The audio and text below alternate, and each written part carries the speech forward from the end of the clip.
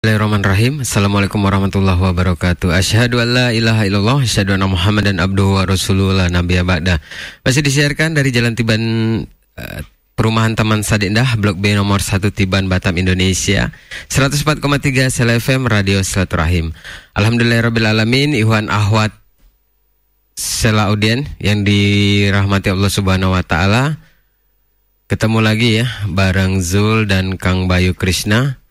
Tentunya dalam program Obras ya, obrolan ala Sela untuk edisi di malam hari ini di hari Kamis 16 Juni 2022 bertepatan juga dengan Yaumul Jum'ah 17 Zulqa'dah 1443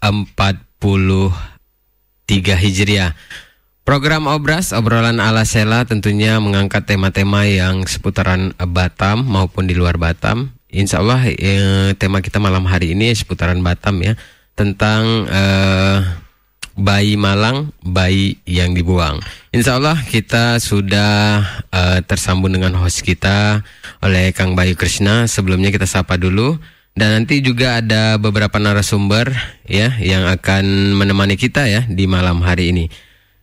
Kepada Kang Bayu, apa kabarnya Kang? Assalamualaikum. Waalaikumsalam warahmatullahi wabarakatuh. Sehat ya Kang? Alhamdulillah khair.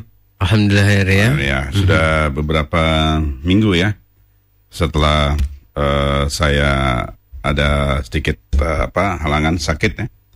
Alhamdulillah sekarang saya kembali bisa fit dan bisa menemani Ikhwan Ahwat Sela Audience di acara obrolan ala Sela setiap Kamis malam. Baik, terima kasih Azul. Bismillahirrahmanirrahim. Assalamualaikum warahmatullahi wabarakatuh. Alhamdulillah. Alhamdulillahilladzi arsala rasulahu bil huda wa dinil haqq liyudhhirahu 'alad dini kullih wa kafa billahi syahida.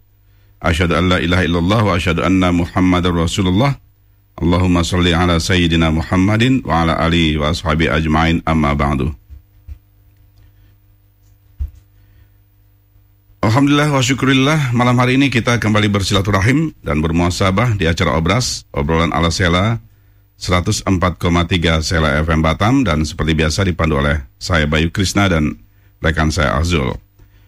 Obras kita malam hari ini Yaumul Jum'ah 17 Zulqa'dah 1443 Hijriah atau Kamis 16 Juni 2022 Miladiah, mengangkat tema bayi yang malang, bayi dibuang. Dan untuk menggali lebih dalam terkait apa sebenarnya yang terjadi dengan fenomena pembuangan mayat bayi tersebut, kami telah mengundang beberapa narasumber, diantaranya ada Bapak Dr. Haji Zulkarnain Umar SAGMH. Beliau adalah Kepala Kemenag Kota Batam. Kita akan coba menggali dari sisi agama. Kemudian ada Bapak Utusan Sarumaha SH. Beliau adalah anggota Komisi 1 DPRD Kota Batam. Dan yang terakhir ada Bapak Andika Anggawira, MPSI, merupakan psikolog Kota Batam.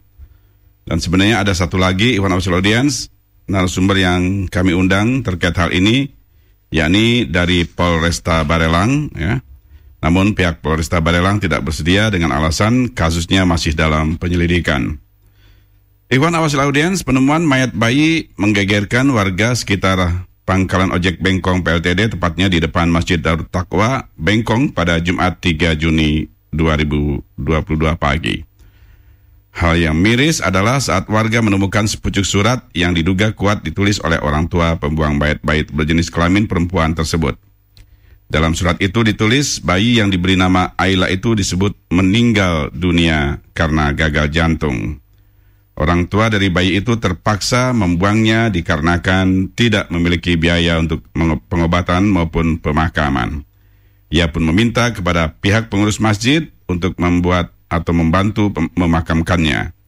Tak lama berselang pada tanggal 14 Juni 2022, 11 hari kemudian, petugas kebersihan Bandara Hang Nadim kembali menemukan janin bayi di tempat pembuangan sampah. Dan hingga kini polisi masih menyelidiki penemuan janin bayi tersebut. Baik, untuk mempersingkat mukadimah, langsung saja kami akan menyapa para narasumber tersebut. Assalamualaikum Pak Haji Zulkarnain Umar. sudah on? Pak Haji, Assalamualaikum Pak Haji. Waalaikumsalam warahmatullahi wabarakatuh. Sudah ada belum Pak Haji? Sudah ada ya? Mungkin masih belum. Assalamualaikum warahmatullahi wabarakatuh. Kemudian Waalaikumsalam warahmatullahi wabarakatuh. Pak Haji belum ada Pak Haji, Zulkan Umar. Sudah. Mana dia belum panggil, belum nyapa deh. Assalamualaikum Pak Haji Zulkarnain Umar. Beliau Waalaikumsalam warahmatullahi wabarakatuh. Kepala Kemenag Kota Batam. Bapak Dr. Haji Zulkarnain Umar SAGMH. Udah tersambung ya. Sambung. Halo, Assalamualaikum. Waalaikumsalam warahmatullahi wabarakatuh. Ada Bapak Andika Anggawira, atau kita biasa panggil dengan Pak Angga aja. Assalamualaikum Pak Angga. Waalaikumsalam warahmatullahi wabarakatuh. Kecil sekali udahin. Ya, Pak Angga, beliau adalah psikolog di Kota Batam. Dan satu lagi ada dari Komisi 1 DPRD Kota Batam, ada Bang Utusan Sarumaha. Beliau adalah dari Komisi 1 DPRD Kota Batam. Selamat malam Pak Utusan.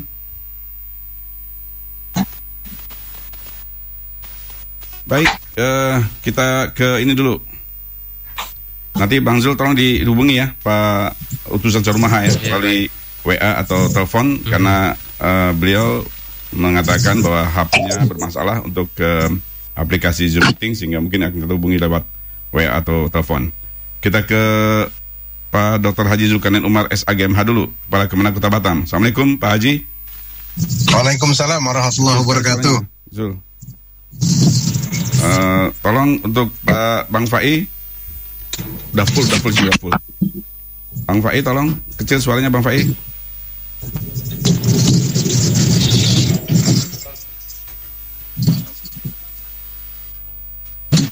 Kecil sekali suaranya di HP, di headphone saya nih. Suara Pak Zulkarnain Umar. Ada enggak pencet enggak mungkin? Halo, Assalamualaikum Pak Haji. Waalaikumsalam warahmatullahi wabarakatuh. Nah, ini baru kenceng kali nih. Ya, fair. Ada yang kurang pencet ya kan? Makanya. Baik. Malah kegedean, oke. Lebih sedikit. Oke. Baik Pak Haji, terkait fenomena pembuangan mayat bayi yang ditemukan dalam kurun waktu 2 minggu terakhir di Kota Batam ini, seperti apa Kemenag menyikapi hal tersebut, Pak Haji? Ya baik, Assalamualaikum warahmatullahi wabarakatuh. Alhamdulillah, wassalatu wassalamu ala rasulillah wa ala alihi wa sahbihi wa mawala. Asyhadu an la ilaha illallah wahdahu la syarikalah wa asyhadu anna Muhammadan abduhu wa rasuluh la nabiyya ba'dah. Selamat ya, dirahmati oleh Allah Subhanahu wa taala. Pertama tentu kita bersyukur pada Allah Subhanahu wa taala, pada malam hari ini kita bisa berbincang-bincang sesuatu yang menurut saya sangat bermanfaat sekali, menghadapi beberapa fenomena yang membuat kita miris tentunya, buat kita sedih,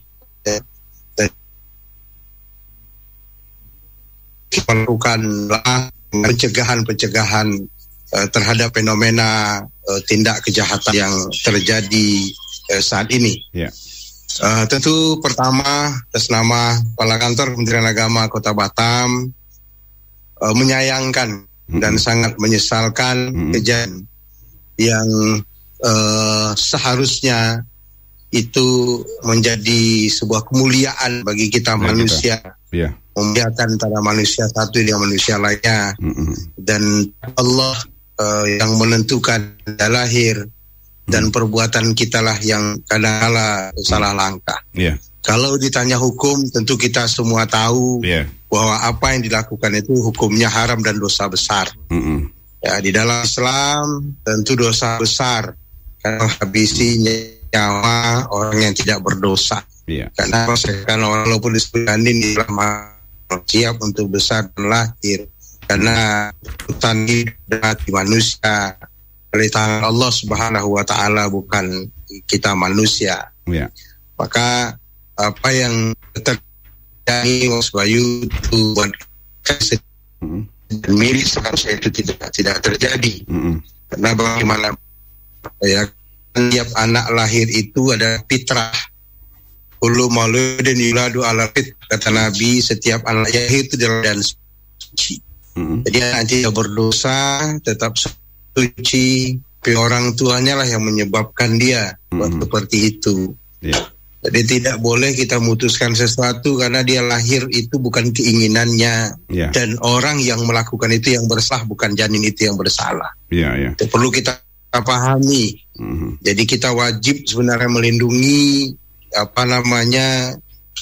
bayi yang lahir itu bagi siapapun yang bisa atau menemukan dalam kondisi sehat, dan wajib kita untuk menjaga tersebut. Tapi ini terjadi secara terus-menerus dan membuat kita harus melakukan hal-hal yang preventif betul. Terutama kepada generasi kita.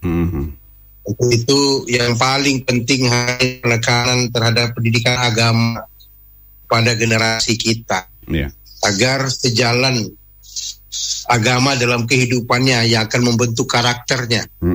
Ini kan persoalan karakter, persoalan pergaulan bebas, persoalan adalah mengikut akhlak, mengikuti hawa, karena kurang paham terhadap agama, kurang amalan agama, sehingga agama tidak lagi menjadi sesuatu penguat dalam kehidupannya. Hari ini, Mas Bayu, kesalahan kita adalah agama ini kita anggap sebagai pelengkap dalam kehidupan. Itu satu kesalahan. Kesalahan fatal ya. Setelah agama itu sebagai kekuatan yang menyatu pada sisi kehidupan kita, setiap langkah dan gerak-gerik kita.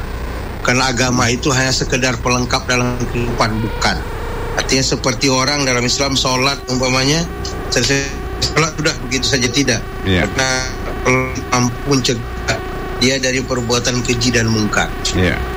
Itu adalah sholat yang benar, ibadah yang benar. Maka semua ini berangkat dari pendidikan. Dalam rumah tangga, bagaimana orang tua mendidik anak-anaknya.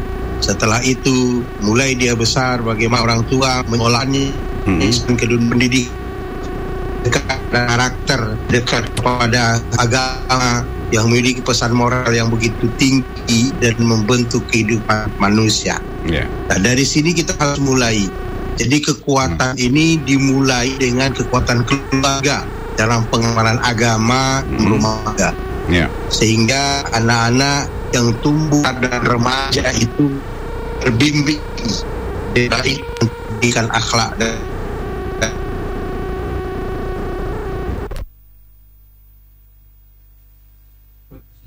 putus sinyal.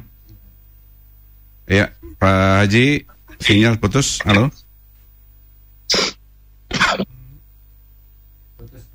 Ya, Pak Haji, putus sinyalnya Pak Haji, nanti bisa disambungkan lagi tolong. Baik, halo. Ya, Pak Haji, Waalaikumsalam. Ya, silakan Pak Haji. Ya, saya lanjutkan sedikit lagi. Silakan Pak Haji. Mas Bayu. Ya, jadi pertama adalah pendidikan di rumah tangga yang saya sampaikan tadi untuk membentuk karakter anak-anak kita. Betul, itu yang utama. Bagaimana orang tua, karena dalam istilah Islam kan madrasah pertama itu sekolah pendidikan pertama adalah di rumah tangga. Betul. Dan itu itu paling utama. Bagaimana mendidik anak-anak kita ke arah yang lebih baik, kehidupannya tertata. Masuk ke sekolah juga dia mulai dikenalkan dengan pendidikan akhlak dan karakter. Dan begitu dia dewasa, tentu agama melekat pada dirinya, tahu mana yang boleh, batas-batasan boleh, mana yang tidak boleh. Jadi batasan itu bukan sekedar batasan di dalam sisi kehidupan bermasyarakat, tapi batasan agama itu paling penting. Mana yang dibolehkan agama, mana yang tidak dibolehkan agama, betul-betul tertanam di dalam diri mereka. Jadi ini sebagai pelajaran bagi kita orang-orang tua, tentunya bagaimana kita menyiapkan generasi kita adalah generasi yang benar-benar memuliakan manusia, memuliakan harkat martabat dirinya sendiri, tidak mau dia menghinakan dirinya. Ini kan bentuk-bentuk kehinaan yang terjadi. Demikian Mas Bayu sementara. Baik, terima kasih Pak Haji. Kita beralih dulu ke Pak Utusan, sudah ada Pak Utusannya. Halo, Assalamualaikum, selamat malam Pak Utusan. Waalaikumsalam, malam Bang. Iya, sehat Bang ya? Siap. Syukur alhamdulillah. Dan pada malam hari ini lagi di mana nih Bang? Di luar Batam apa di Batam? Kebetulan lagi di luar Batam, lagi ada urusan dinas. Baik, utusan. Mohon maaf tidak bisa bergabung lewat Zoom karena memang ada kendala teknis. Kendala teknis, baik. Pak Utusan, tidak apa-apa. Yang jelas, yang penting suaranya terdengar dengan jelas. Pak Utusan, siap. Dari sisi regulasi atau undang-undang, seperti apa sebenarnya undang-undang yang mengatur terkait dengan kejahatan, ini kejahatannya sebenarnya luar biasa nih, bayi membuang mayat bayi dan membuang bayi dan sebagainya. Itu seperti apa, Pak Utusan? Siap. Pertama, saya harus menyampaikan keprihatinan yang mendalam, karena ada saja orang yang melakukan tindakan-tindakan yang tidak terpuji. Nah, kalau terkait dengan pembuangan bayi ini tentu secara hukum pidana itu kan sudah diatur, sudah diatur. Apalagi tindakan itu menyebabkan hilangnya nyawa seseorang. Sehingga dari aspek hukum pidana, maka orang-orang yang melakukan hal seperti itu sudah mendapatkan sanksi, sehingga dalam hal ini memang diperlukan tindakan penyelidikan, diperlukan tindakan penyidikan lebih lanjut untuk menentukan perbuatan pidananya dan tentu siapa pelaku daripada perbuatan pidana tersebut. Nah, tentu kita memberikan support, memberikan dukungan kepada kawan-kawan kepolisian agar kasus ini bisa terungkap. Dengan terungkapnya kasus ini, kemudian ditemukan pelakunya, maka tentu ada aspek yang lain yang sifatnya memberikan edukasi, memberikan efek jerak kepada masyarakat untuk tidak melakukan perbuatan yang melanggar hukum. Kita berharap dengan peristiwa ini kesadaran hukum daripada masyarakat itu semakin lebih meningkat. Demikian, Bang. Ya. Kemudian dari yang ditemukan di Bengkong itu ada semacam faktor ekonomi karena orang tuanya tidak mampu. Nah, itu seperti apa Bang Utusan menanggapi itu?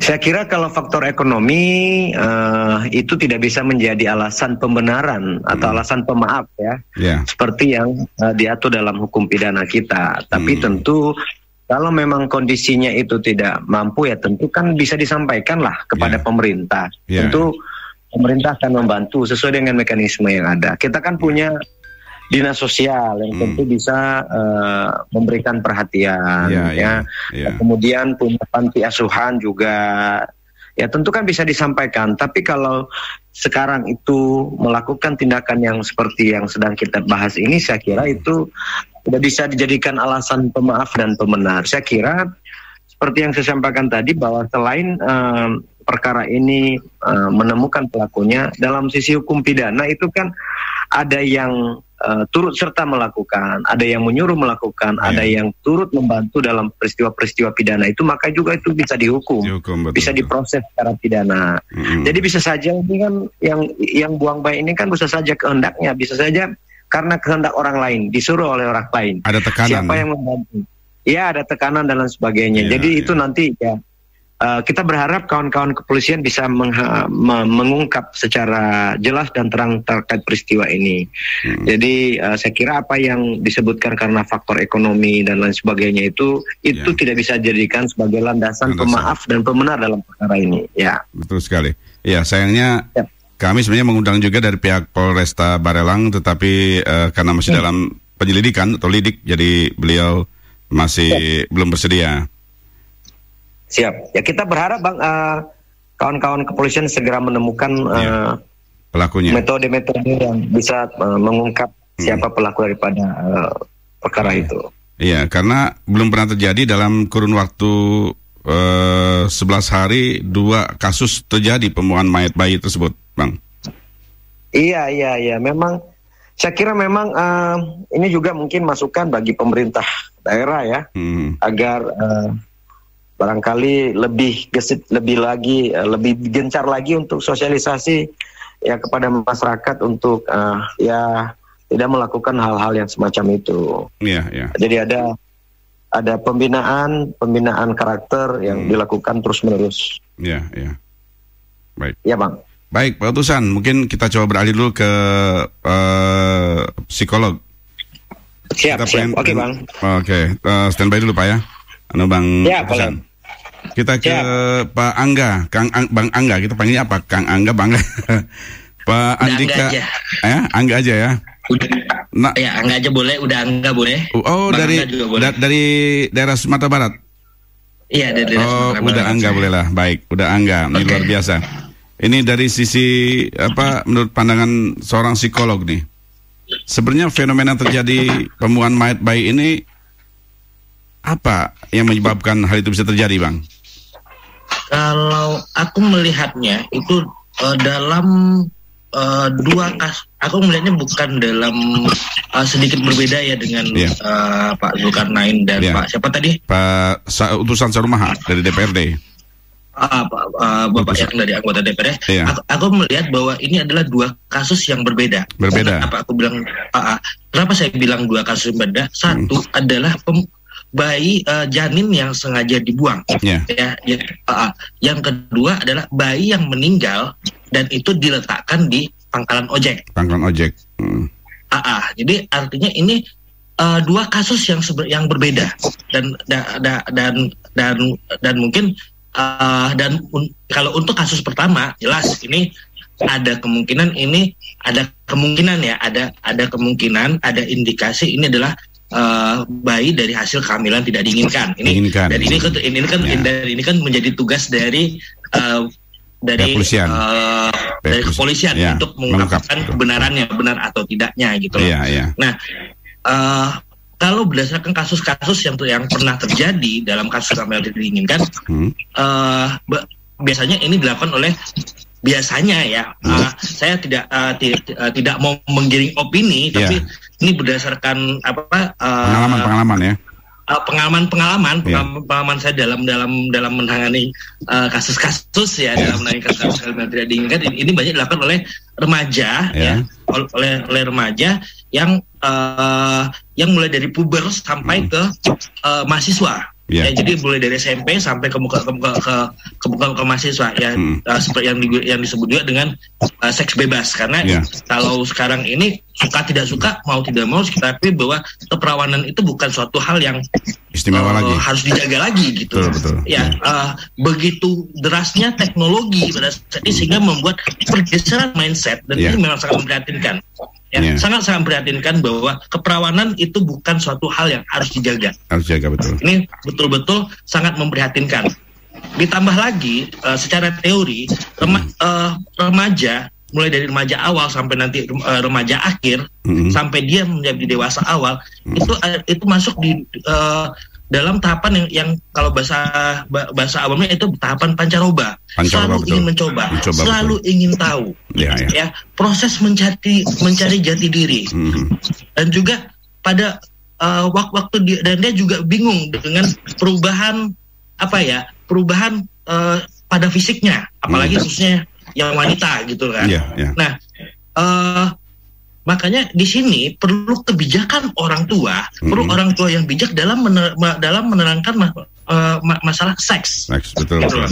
Seks dalam artian bukan seks yang secara dalam konotasi negatif, tetapi pendidikan seks sejak dini. Termasuk mengajarkan pada anak bagian tubuh mana yang boleh disentuh. Bagian tubuh mana yang bukan disentuh, yang tidak boleh disentuh oleh siapapun, kecuali oleh suaminya, pasangannya, kecuali oleh ibunya. Jadi kenapa saya bilang ibunya? Karena bapak pun juga dalam kasus-kasus pelecehan seksual banyak terjadi. Itu ternyata bapak kandung sendiri ikut melakukan. Makanya saya bilang yang hanya boleh disentuh oleh ibunya. Betul. Nah, kebetulan saya kan juga praktisi dalam psikologi forensik Jadi jadi ada bagian-bagian tubuh seperti bahu. Jadi mulai dari bahu sampai ke paha ini itu bagian yang tidak boleh sentuh, termasuk punggung. Bahkan itu pun juga saya lakukan ke anak saya gitu loh. Ya, jadi kecuali anak laki-laki ya. Kalau anak laki-laki masih itu. Tapi kalau ke anak perempuan saya nggak mau sembarangan gitu loh. Karena kan salah nanti kan gitu loh. Betul. Nah, jadi itu.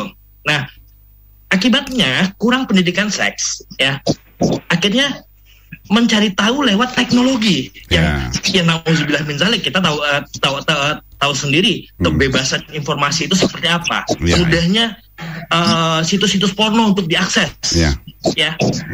Sehingga akibatnya apa? Mereka pada waktu itu masa puber dan masa akil balik, dan pada saat itu nafsunya mulai naik. Mencoba sendiri, akhirnya mencoba kepada orang lain. Pada saat mencoba pada orang lain inilah bisa saja terjadi kehamilan tidak diinginkan. Akibatnya ketika kehamilan tidak diinginkan itu terjadi, si wanita selalu yang jadi korban adalah wanita. Jadi ketika pertama yang dirasakan pasti itu akan malu. Malu apa? Karena memikirkan orang tuanya. Betul. Malu memikirkan tanggapan masyarakat. Ya, untuk 3 bulan pertama masih belum kelihatan. 6 bulan kemudian itu sudah mulai belendung. Ya, sementara orang lain tahu bahwa ini anak belum nikah. Sehingga jalan satu-satunya ya memang akhirnya digugurkan dan janinnya itu dibuang. Ya, dan ini kalau saya perhatikan ini pola yang hampir sama yang dilakukan oleh pengalaman saya yang melakukan seks bebas pranikah, seks pranikah gitu loh. Belum lagi ditambah dengan pergaulan yang seolah tanpa batas antara pria dan wanita, bahkan sampai ada pria dengan pria, wanita dengan wanita, sampai yang LGBT ini gitu kan. Jadi ini membuat fenomena yang janin bayi yang dibuang ini menjadi marak terjadi. Jadi seperti itu Pak Bayu, dan ini tentu saja dalam hal mengungkapkan ini tugas kepolisian ya. Jadi jadi seperti itu. Nah, sementara untuk kasus kedua ini pertama tentu saja kepolisian harus membuktikan kebenaran surat yang diceritakan. Itu dan saya tidak berani berspekulasi bahwa surat itu adalah benar adanya. Baik. Tetapi kalaupun itu benar, terus terang ini bentuk keprihatinan saya kepada mohon maaf masyarakat yang ada sekitarnya, lingkungan masyarakat yang sekarang sudah bergeser dari kepedulian sesamanya, itu sudah semakin menipis. Makin menipis dan semakin individualis. Bahkan saya juga membaca surat wasiat, ternyata masih ada yang memanfaatkan kesempatan dalam kesempitan, meminta uang 500.000 untuk pemakaman anaknya. Ini memang harus dibuktikan ini memang harus dibuktikan kebenarannya. Tapi kalau ini terjadi, ini memang sangat memperhatikan sekali Pak Bayu. Baik. Jadi mudah-mudahan ini menjadi menjadi sebuah pelajaran bagi kita untuk meningkatkan kepedulian kita kepada orang-orang yang memang sedang mendapat musibah dan tidak punya biaya untuk melakukan pemakaman untuk anaknya, gitu loh. Jadi kalau saya memandangnya dalam 2 kasus yang berbeda, sedikit berbeda dengan Pak Zulkarnain dan Bapak dari anggota DPRD. Jadi kira-kira seperti itu pendapat saya, Pak Wahyu. Terima kasih. Baik, udah Angga, kita beralih kembali ke Bang Utusan Sarumaha. Bang Utusan Sarumaha. Siap. Tadi kan disebutkan ada beberapa faktor, diantaranya pertama pergeseran istilahnya pergeseran budaya ya, yang sekarang sudah semakin individualis, dan yang kedua kepedulian daripada masyarakat dan juga kita semua terkait dengan keterbatasan biaya daripada pelaku tadi. Menurut pendapat Abang gimana, Bang? Ya, saya kira memang apa yang disampaikan itu ya benar ya. Namun saya kira juga ini perlu adanya peranan pemerintah juga, baik pemerintah pusat maupun pemerintah daerah. Kalau terkait dengan ketidakmampuan ekonomi dan lain sebagainya, saya kira memang di Batam sendiri kan kalau mau dikubur pun harus pakai duit kan, harus pakai bayar. Dan sebenarnya kalau tidak salah sudah ada anggarannya itu di pemerintah Kota Batam melalui dinas sosial. Ya mungkin ini yang barangkali belum tersosialisasikan pada masyarakat. Saya kira ini mungkin menjadi catatan kami juga untuk kami mengingatkan nanti pemerintah kota melalui dinas sosial untuk mempublis kegiatan-kegiatan yang sifatnya membantu untuk kebutuhan masyarakat, sehingga anggarannya itu bisa terserap. Nah, saya kira memang ini semuanya juga tentu butuhlah kesadaran masyarakat kita untuk sekali lagi tidak melakukan hal-hal yang tidak terpuji, melanggar hal-hal yang bersifatnya melanggar hukum. Tapi bagaimanapun ini kan peristiwa yang sudah terjadi, dan kita berharap ke depan laju peristiwa-peristiwa seperti ini tidak terulang kembali. Ya, tidak terulang kembali. Kita berharap semua tetap memiliki kesadaran hukum, tetap melihat secara etika, secara norma agama dan sosial. Itu demikian, Bang. Ya, terkait dengan kondisi di Batam, kita kan tahu sendiri Batam sekarang sudah beralih bukan hanya kota industri tapi juga kota pariwisata. Konsekuensi daripada kota pariwisata otomatis kan banyak tempat hiburan dan segala macam yang tanda kutip otomatis akan membuat para ABG, para segala macam ingin menikmati hiburan tersebut, dan kadang-kadang suka overprotect, dan juga mungkin bukan overprotect ibaratnya over ya, pergaulan, bebas dan segala macamnya. DPRD ataupun anggota dewan sebagai pembuat regulasi, adakah regulasi yang bisa menghambat ataupun membatasi pergaulan bebas di Kota Batam ini, Bang? Baik, saya kira ini juga dari peristiwa dari abang yang abang tanyakan itu, saya kira ini masukan buat kami. Nanti mungkin kita nanti saya akan coba pelajari, kami akan cek secara lebih detail apakah ada aturan-aturan terperinci terkait yang abang sampaikan tadi. Kalaupun tidak, saya kira juga bisa menjadi salah satu inisiatif DPRD untuk membentuk atau melahirkan produk hukum peraturan daerah ke depan. Betul. Supaya setiap hiburan, perhotelan dan lain sebagainya itu dibatasi ya, sehingga itu salah satu bisa mengunci adanya peristiwa-peristiwa yang tidak wajar tadi. Saya kira ini terima kasih dan tentu juga dalam hal ini selain yang saya sampaikan tadi juga ini perlu dilakukan sosialisasi ya kepada pemilik-pemilik pub, kepada pelajar-pelajar baik SMP, SMA, mahasiswa agar pertumbuhan karakternya itu pertumbuhan karakter ke arah yang lebih baik ya. Positif ya. Ke arah yang positif, bukan yang ke arah negatif. Memang saya kira yang bisa dilakukan pemerintah daerah dan secara khusus kami DPRD tentu nanti akan melihat dan menyuarakan manakala memang masih terjadi kekosongan hukum dalam menanggapi berbagai peristiwa-peristiwa yang terjadi selama ini. Halo? Demikian, Bang. Ya, demikian, Bang. Baik, Pak Utusan, kita beralih kembali ke Pak Haji Zulkarnain Umar. Pak Haji? Siap. Ya, Pak Haji.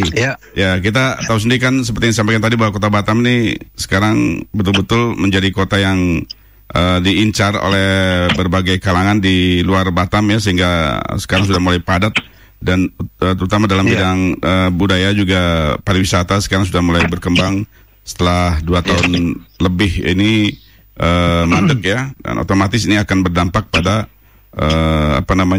pergaulan para remaja dan pemuda di Kota Batam ini. Seperti apa dari sisi agama Abang menanggapi maraknya wisata dan juga tempat hiburan di Kota Batam ini, Bang? Baik, Mas Bayu, terima kasih. Bahwa pertama, saya ingin menyampaikan apapun bentuk alasan ya dari sebuah kejadian yang baru-baru ini terjadi, tetap tidak bisa kita benarkan. Apakah itu masalah ekonomi ataupun persoalan pergaulan, yang jelas dua-duanya merupakan tindak kesalahan ya. Tapi perlu kita cermati bahwa ini tidak semata-mata juga kita melihat sarah dari pelaku, tapi juga dari kita, baik dari sisi pemerintahan, sisi agama, di keluarga, pembinaan, di pendidikan. Ini semua harus kita soroti secara keseluruhan, secara global dalam membangun generasi kita. Terutama kita tahu bahwa Batam adalah daerah yang terbuka, daerah pariwisata, karena kita tidak memiliki hasil alam, dan kita adalah daerah jasa. Tentu salah satu bentuk dari daerah jasa itu adalah pariwisata, dan pariwisata kita tahu bahwa banyak hal-hal yang bersifat bisa negatif ya, dan juga bisa positif. Nah, dari sisi negatif dari sebuah kota wisata, tentu kita harus mampu mengawal generasi kita lebih baik lagi. Maka untuk itu, Mas Bayu, ini harus kita buat derap bersama, langkah bersama dengan Kementerian Agama, pemerintah daerah, DPRD, tokoh agama, seluruhnya membuat suatu rancangan bagaimana sebenarnya kita mengatasi generasi pergaulan bebas dari remaja-remaja kita, sehingga memang benar-benar mereka merasa punya ruang, diberikan dalam bentuk kebahagiaan pada masa-masa mereka, bukan kebahagiaan yang semu yang mengarahkan kepada perbuatan-perbuatan maksiat. Nah, maka pertama yang katakan bahwa penguatan agama adalah lebih yang sangat utama sekali dalam diri remaja kita. Maka rumah-rumah ibadah adalah menjadi sektor terbaik dan terindah bagi remaja kita untuk tempat mereka bertemu, untuk tempat mereka berdiskusi, untuk tempat mereka berbagi ilmu, sekaligus juga rumah ibadah tempat yang menyenangkan bagi mereka. Ini harus kita bisa ciptakan. Nah, salah satu umpamanya seni keagamaan seperti di Islam, seni Islam dikembangkan. Dan itu banyak generasi kita yang menyenangi seni-seni, sehingga dia tidak mencari kesenangan yang di luar. Yang lain, yang sifatnya dalam tanda kutip itu negatif dan bisa merusak kehidupannya. Betul, Nah, itu dikembangkan, dan mengembangkan ini tentu adalah secara bersama. Tidak bisa pada satu instansi, tapi ini adalah tanggung jawab kita bersama, tentunya untuk mengembangkan ini. Nah, yang kedua adalah saya katakan tadi, pendidikan di rumah tangga.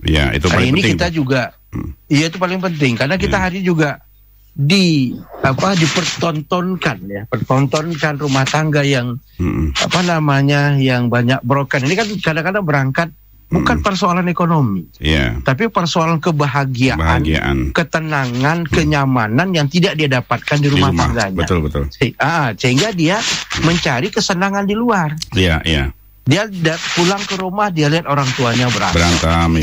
Dia lihat orang tuanya kelahi. Jadi tidak ada ketenangan, sehingga dia mencari ketenangan, saya katakan ketenangan semu di luar, dan itu merusak kehidupan sendiri. Nah, sehingga terjadi kehamilan di luar nikah, janin belum berkembang, dibuang. Kenapa? Karena malu. Usia belum masanya untuk dia hamil dan lain sebagainya. Malu dan takut ya. Nah, malu dan takut. Nah, itu artinya ini kan dampak psikologis. Dari satu sisi tidak mungkin hanya kita salahkan kepada anak semata, tetapi memang kekuatan dalam rumah tangga tidak terbangun. Kebahagiaan dalam rumah tangga tidak. Harmonisasi rumah tangga antara orang tua tidak terbangun. Apalagi kita tahu kalau terjadi keretakan rumah tangga, yang dikorban itu tetap anak. Betul. Ketika terjadi perceraian di rumah tangga, yang jadi korban adalah anak di mana-mana. Apalagi tingkat perceraian di Batam cukup tinggi. Bukan sekedar persoalan ekonomi menurut saya. Nah, tetapi adalah faktor-faktor yang saya kira agama tidak tumbuh dalam rumah tangga, kehidupan keagamaan. Jadi tidak ada kebahagiaan. Dipertontonkan oleh orang tua, kehidupan jauh dari nilai-nilai agama, sehingga anak-anak mencari kebahagiaan tersendiri. Nah, yang kedua adalah di pendidikan kita. Jadi sekolah. Apakah kita sudah benar-benar menerapkan pendidikan membangun karakter? Kita kan terus berupaya pemerintah merubah sistem kurikulum kita. Mulai dari berbagai kurikulum ya. Sekarang masuk kurikulum merdeka. Sebelumnya kurikulum berkarakter, kurikulum 2013. Mengutamakan kurikulum bagaimana membangun karakter. Tidak hanya sekedar anak mampu, pintar, tapi juga harus memiliki akhlak, memiliki moral. Ya. Nah, ini terus kita lakukan evaluasi bagaimana. Nah, yang selanjutnya adalah dalam pembatasan pergaulan remaja. Saya setuju tadi dengan pendidikan positif. Artinya betul. Mengenalkan dari awal mana-mana sisi tubuh anak kita tidak boleh disentuh orang lain. Iya, betul. Nah, tentu itu juga dikenalkan bagi mereka. Bagi wanita mana yang tabu. Ya, makanya mohon maaf, dalam ajaran Islam diajarkan seusia ya sudah balik itu wajib menutup auratnya. Itu salah satu pelajaran di mana dia harus menjaga kehormatan dirinya. Jaga kehormatan itu adalah hal-hal yang tidak boleh dilihat oleh orang lain, apalagi disentuh, gitu loh. Apalagi disentuh. Ini kan pendidikan yang luar biasa dalam agama. Jangankan disentuh, dilihat aja nggak boleh, harus ditutup, gitu. Karena itu bisa menimbulkan syahwat, bisa menimbulkan nafsu orang yang melihat, sehingga muncul kejahatan-kejahatan. Kadang orang tidak ingin melakukan kejahatan, tapi karena dipertontonkan, satu yang bisa menimbulkan syahwatnya, sehingga muncullah keinginan untuk melakukan kejahatan-kejahatan. Maka di sinilah saya katakan pendidikan agama yang akan membangun karakter seorang itu yang kita utamakan, gitu. Kita utamakan benar, sehingga anak-anak kita tahu batas-batas pergaulan mana. Ya, remaja-remaja kita tahu dalam ketika mereka puber, tahu mana batasan-batasan mereka dalam bergaul.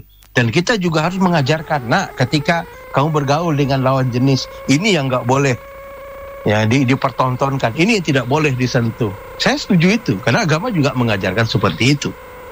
Nah, inilah saya kira perlu kerjasama. Dan yang selanjutnya adalah lingkungan kita. Lingkungan kita lebih peduli lagi. Seperti yang kasus di Bengkong. Saya kira ini juga harus kepedulian sosial masyarakat. Saya setuju harus ada sosialisasi bahwa pemerintah harus hadir ketika masyarakat sulit, gitu. Karena anaknya meninggal, sakit, tidak mampu biaya berobat, tidak mampu berkuburkan, diletakkanlah di depan masjid. Nah, artinya ini perlu disosialisasikan pada masyarakat kita bahwa kondisi-kondisi seperti itu pemerintah harus hadir. Betul. Nah, bagi kita tentu ada lembaga-lembaga keuangan ya. Dan selain pemerintah untuk bisa membantu. Kalau di Islam ada namanya zakat ya, lembaga Badan Amil Zakat Nasional yang bisa membantu. Nah, ini harus tersosialisasikan kepada masyarakat kita dan mereka harus tahu. Harus tahu bahwa ada lembaga-lembaga yang bisa melindungi mereka. Jadi tidak mengambil jalan pintas seperti itu, apalagi ada pihak-pihak atau oknum-oknum yang memanfaatkan kondisi-kondisi masyarakat kita yang sudah kesulitan untuk mencari keuntungan pribadi sendiri.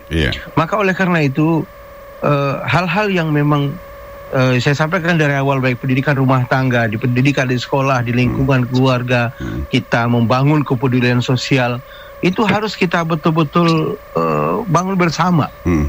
Jadi dalam keluarga kita, di dalam rumah tangga, dalam dunia pendidikan kita, di masyarakat kita, bagaimana kepedulian kita terhadap satu dengan yang lainnya, merasakan kesulitan orang lain itu adalah kesulitan kita. Maka kalau dalam Islam itu salah satu indikator orang beriman kepada Allah dan hari akhirat itu adalah bagaimana dia memuliakan tetangganya. Artinya dia harus punya kepedulian sosial terhadap kehidupan orang lain, terutama yang ada di sekelilingnya. Kira gitu, Mas Bayu. Baik, mumpung tadi ada menyinggung masalah kemampuan daripada pelaku.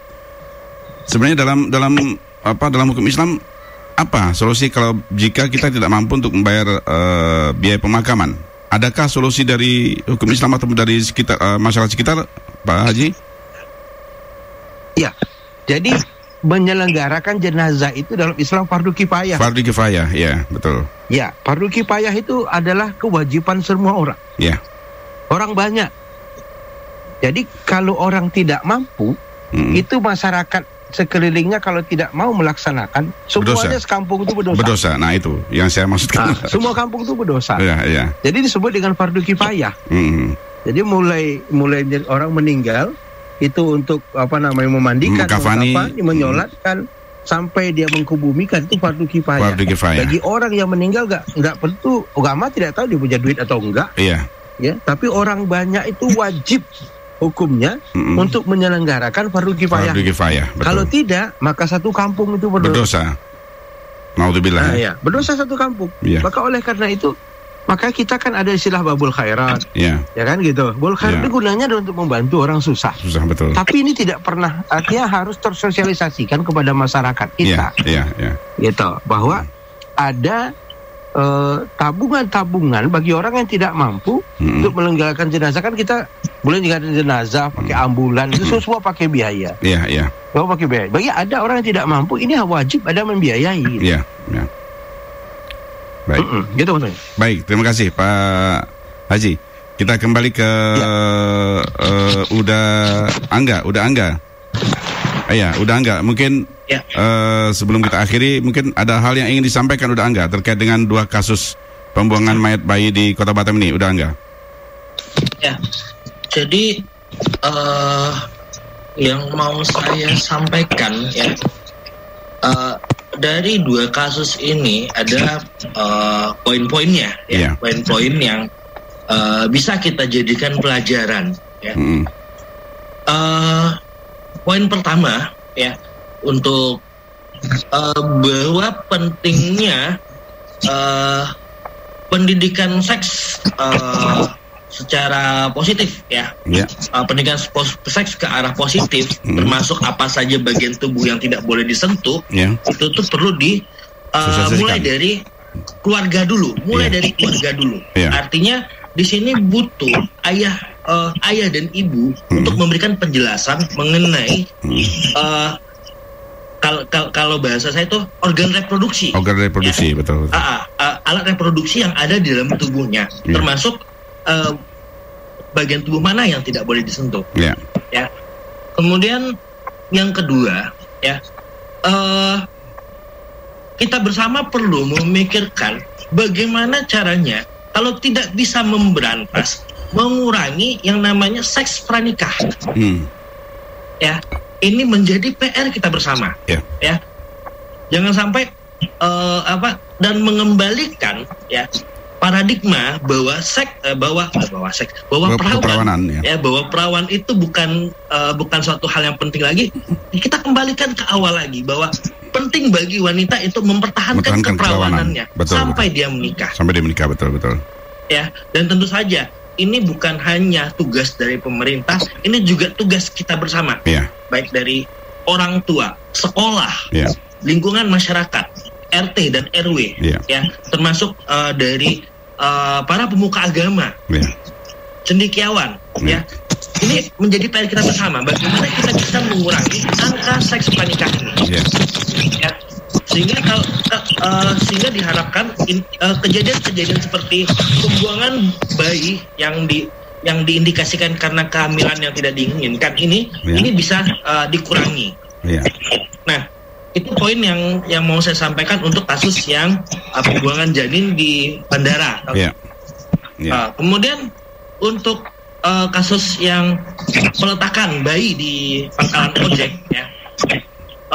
ini ada poin yang juga perlu dapat saya ambil sebagai pelajaran, bahwa yang pertama pentingnya kepedulian sosial, seperti yang saya mengutip kata Bapak Pak Zulkarnain tadi, bahwa menyelenggarakan jenazah itu adalah fardu kifayah. Fardu kifayah, betul.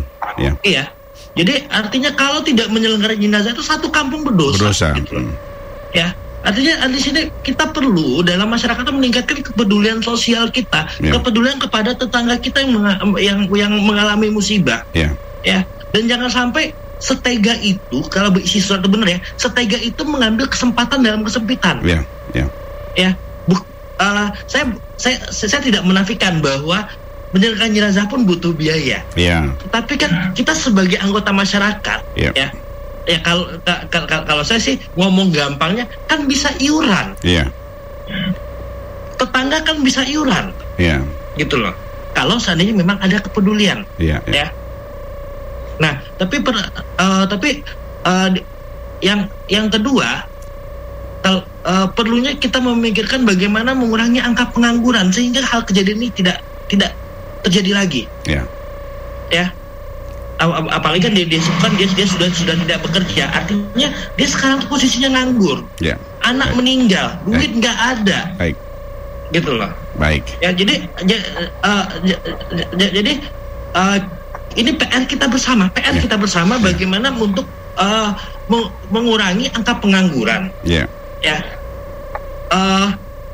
Yang ketiga ya, perlu diperbanyak ya. Perbanyak misalnya badan sosial kematian di setiap RT ataupun RW sehingga kasus-kasus seperti ini tidak usulan saja ya. Usulan bahwa perlu diperbanyak itu badan sosial kematian ya. Sehingga yang digunakan untuk apa? Untuk supaya kasus ini tidak terjadi lagi. Betul. Jadi kira-kira seperti itu yang ingin saya sampaikan berkaitan dengan apa yang bisa kita ambil dari kedua kasus ini. Begitu Pak Bayu. Terima kasih udah Angga untuk kesempatannya, dan juga kami ingin juga terakhir ke Bang Utusan Sarumaha, apa yang ingin disampaikan mungkin untuk sebagai closing statement? Baik, pertama-tama tentu melalui kesempatan ini ada beberapa hal yang ingin kami sampaikan terkait dengan peristiwa ini. Pertama, perlu adanya sosialisasi dalam rangka peningkatan kesadaran hukum masyarakat ya. Melalui lembaga-lembaga formal maupun non formal, melalui sekolah, lembaga keagamaan maupun organisasi kemasyarakatan. Dan juga bisa menggunakan di era digital ini tentu pemanfaatan digital dalam rangka memberikan kesadaran hukum kepada masyarakat. Yang kedua, kita berharap adanya peristiwa ini, maka peristiwa ini bisa terungkap oleh kawan-kawan kepolisian dalam rangka memberikan efek jera baik kepada pelaku maupun kepada masyarakat yang belum berbuat, sehingga peristiwa ini juga tidak terjadi kembali di masa yang akan datang. Dan tentu berikutnya ini juga dari peristiwa ini masukan dari bagi kami sebagai anggota DPRD agar ke depan adanya penyediaan anggaran bagi masyarakat yang memang terhimpit secara ekonomi, artinya tidak mampu membeli tempat makan, tidak mampu menyewa ambulans dan lain sebagainya. Saya kira tentu harus pemerintah hadir, tidak boleh membiarkan. Dan kita berharap pada pembahasan anggaran selanjutnya ini menjadi perhatian. Menjadi perhatian Pemko Batam dan DPRD untuk bisa adanya ketersediaan anggaran, sehingga peristiwa ini ketika ada kendala maka ada anggaran yang disediakan oleh pemerintah kepada orang-orang yang tidak mampu. Dan kita berharap sekali lagi bahwa peristiwa ini bisa terungkap oleh kawan-kawan kepolisian dan siapapun yang terlibat, apakah sebagai pelaku, turut serta, turut membantu dan sebagainya. Atau intelektual ya. Ya, kira-kira begitu bisa diproses secara hukum. Kita dan beri apresiasi dari kawan-kawan kepolisian manakala ini bisa terungkap, walaupun saya melihat bahwa mengungkap tindak pidana bukan juga hal yang mudah. Betul. Apalagi tidak adanya alat bukti yang cukup. Alat bukti, apakah saksi, surat, keterangan dan sebagainya. Jadi memang perkara pidana bukanlah perkara yang mudah apabila tidak didukung oleh alat bukti yang cukup. Baik. Jadi demikian Bang. Baik, terima kasih Bang Utusan Sarumaha waktunya. Terima kasih Bang. Sampai ketemu nanti. Mudah-mudahan tidak kapok, nanti kita undang lagi Bang. Oh siap, dengan senang hati. Salam Bang Jul. Baik Mas Jul. Kepala kemenak.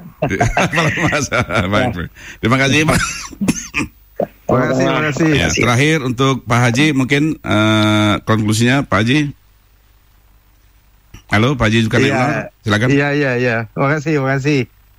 Jadi sebenarnya ini sebagai pelajaran bagi kita ya untuk terus berbuat lah pada masyarakat kita, generasi kita. Jadi tentu dalam hal ini saya di Kementerian Agama sangat menyoroti dari sudut agama, betul. Dari sudut agama. Jadi tidak ada jalan lain bagi kita dalam penguatan agama dalam kehidupan kita. Makanya bagi Kementerian Agama saat ini terus mengusung istilah moderasi beragama itu. Salah satu bentuknya adalah bagaimana menciptakan kepedulian sosial masyarakat.